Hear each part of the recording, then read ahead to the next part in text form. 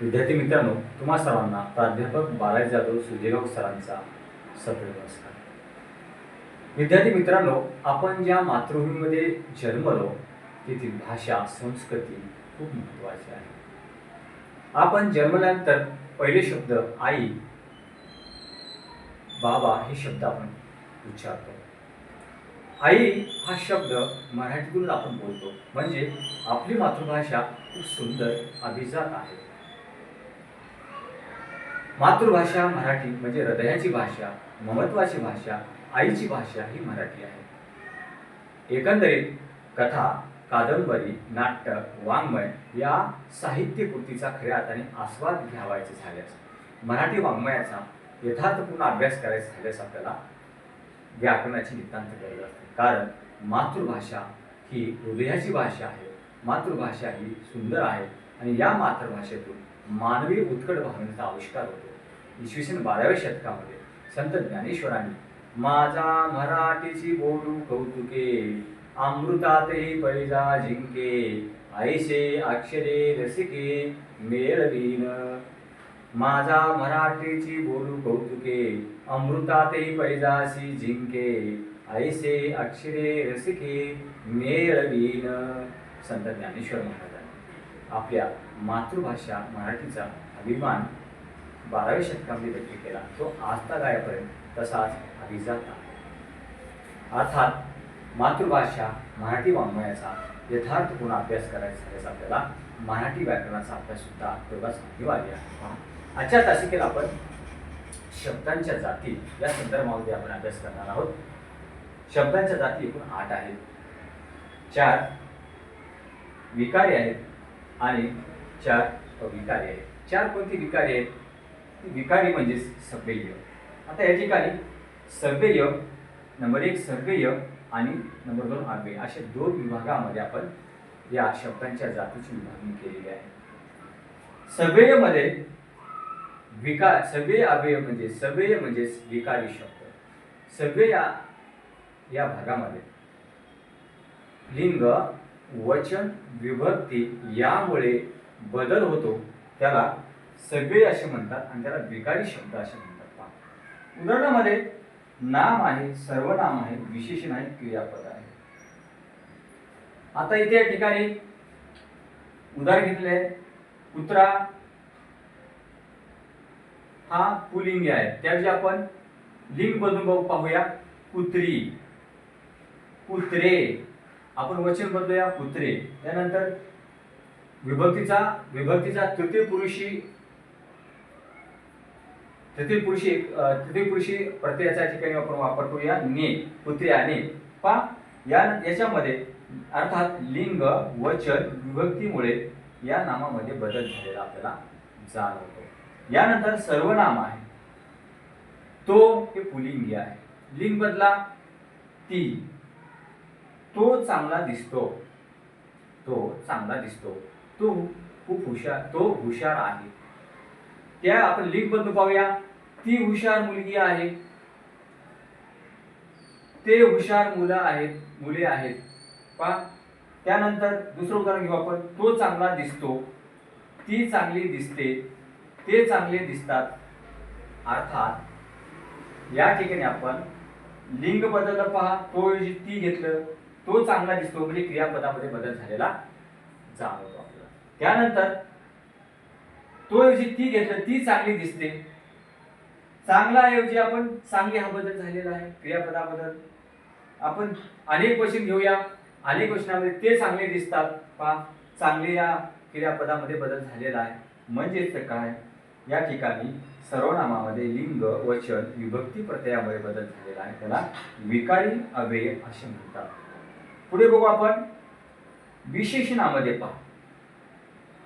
आता चांगला हे विशेषण आहे, हुशार हे विशेषण आहे. पहा पुल्लिंगी घेतला आपण लिंग चांगला, स्त्रीलिंगी चांगली. पहा अनेक वचन चांगले आणि प्रत्यय लावला त्यांना चांगल्याने. म्हणजे एकंदरीत विशेषणामध्ये सुद्धा लिंग, वचन आणि विभक्ती यामुळे बदल झालेला जाणवतो आपणास.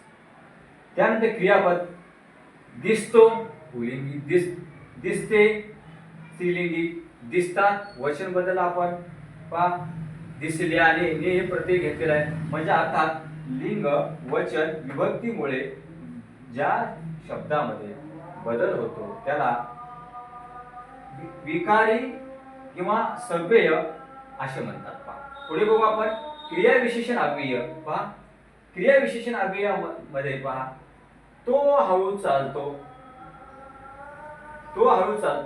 आता क्रियाविशेषण अव्यय म्हणजे काय की क्रियापदाबद्दल अधिक माहिती सांगणारा जो शब्द आहे त्याला आपण काय म्हणतो जातं क्रियाविशेषण अव्यय आता तो हळू चालतो आपण लिंग बदलून बघूया तो ऐवजी ती घ्या ती हळू चालते पहा बदल झालेला आहे का नाही सर्वप्रथम आपल्याला अव्यय म्हणजे काय की लिंग वचन आणि विभक्ती यामुळे कुठलाच बदल होत नाही त्याला म्हटलं जातं अव्यय असे अव्यय 4 आहेत क्रियाविशेषण अव्यय शब्दयोगी अव्यय उभयनवी अव्यय आणि केवळ प्रयोगी अव्यय मी काय म्हटलं की लिंग वचन विभक्तीमुळे कुठलाच बदल होत नाही त्याला अव्यय असे म्हटले जातात म्हणजे त्याला अविकारी शब्द असे म्हणतात आता या शब्दांच्या जातीचा दुसरा जो भाग आहे क्रिया असे कोणते क्रियाविशेषण अव्यय शब्दयोगी अव्यय उभयनवी अव्यय आणि केवळ प्रयोगी अव्यय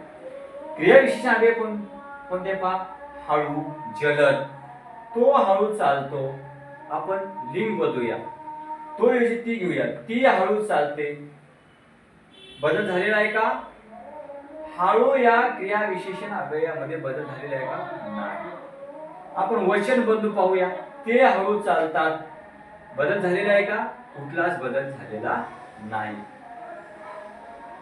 त्याला हळू चालवते म्हणजेच हळू या क्रियाविशेषण अव्ययामध्ये कुठलाच बदल झालेला नाही अर्थात लिंग वचन विभक्तीमुळे या शब्दामध्ये कुठलाच बदल होत नाही त्याला क्रियाविशेषण अव्यय असे म्हटलं जातं त्यानंतर पहा काही क्रियाविशेषण अव्यय असे आहेत लिंग वचन आणि विभक्तीमुळे बदल होतात पहा उदाहरणार्थ तो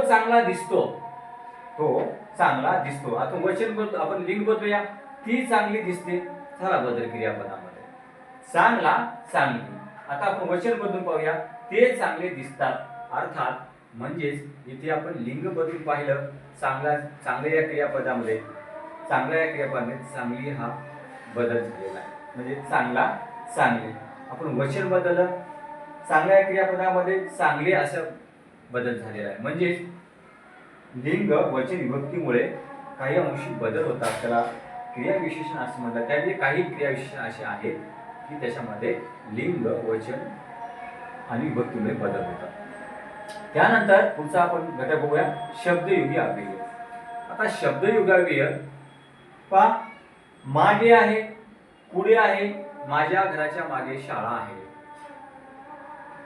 त्यांच्या घराच्या पुढे हनुमान मंदिर आहे पहा इकडे मुले येतात तिकडे खूप पाऊस पडतो आता लिंग बदलून पहा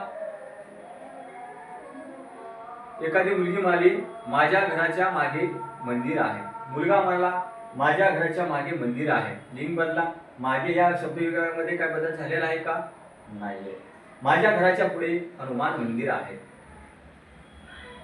मुलगा म्हणाला मुलगी म्हणाली माझ्या घराच्या पुढे ज्ञान मंदिर आहे म्हणजेच लिंग वचन विभक्तीमुळे या शब्दामध्ये कुठलाच बदल होत नाही त्याला शब्दयोगी अव्यय असे म्हणतात त्यानंतर उभयनवी अव्यय पहा उभयनवी अव्यय म्हणजेच काय की नाम आणि सर्वनामांना